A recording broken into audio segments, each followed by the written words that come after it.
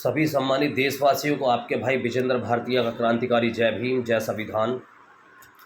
सम्मानित देशवासियों, देश की सरकार और ख़ास तौर से उत्तर प्रदेश की सरकार बड़े बड़े दावे कर रही है। बेटी बचाओ बेटी पढ़ाओ, महिलाओं का सम्मान करने की बातें हो रही हैं और देश के अंदर तमाम उत्पीड़न और अत्याचार की शिकायतें भी देश को देखने को मिल रही हैं, सुनने को मिल रही हैं।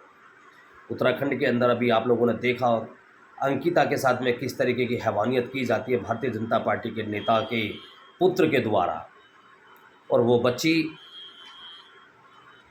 अपनी जान देकर के अपने लिए न्याय की अपील कर जाती है।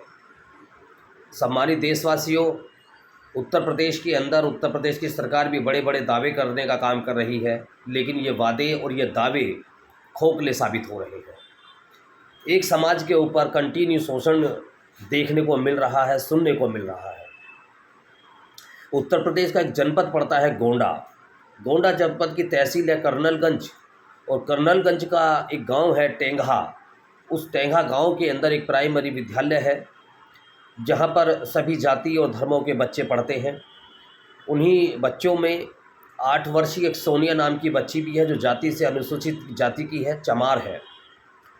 उस बच्ची को उस विद्यालय की एक पूजा स्वर्ण जाति से ताल्लुक़ रखने वाली अध्यापिका उस बच्ची को स्कूल के बाहर खड़ा करती है, क्लास के बाहर खड़ा करती है, उसको पढ़ने के लिए मना कर देती है कि तू नहीं पढ़ पाएगी। बच्ची को शोषण सहना पड़ता है। बच्ची जाकर के अपने घर पर अपने परिवार के लोगों को बताती है, अपने माता पिता को बताने का काम करती है। माता पिता इतनी पीड़ा को सुन करके स्कूल आते हैं और स्कूल का प्रशासन, स्कूल के प्रधानाचार्य, स्कूल की अध्यापिका पूजा और अन्य स्टाफ उसके पेरेंट्स के साथ में बदतमीजी करते हैं, बदसलूकी करते हैं, और बोला जाता है कि तेरी बच्ची पढ़ने लायक नहीं है, इसको अपने घर बिठा के रख। अगले दिन पुनः उस बच्ची को फिर स्कूल छोड़ने के लिए उसके पेरेंट्स आते हैं। जैसे ही पूजा अध्यापिका क्लास के अंदर आती है, वो सोनिया नाम की बच्ची को देख कर उसको तुरंत इस क्लास के बाहर खड़ा कर देती है। ऐसा चलता रहता है। इस तरीके का शोषण तो बाबा साहब ने भी सहा था, इस तरीके के अत्याचार तो बाबा साहब ने भी सहे थे।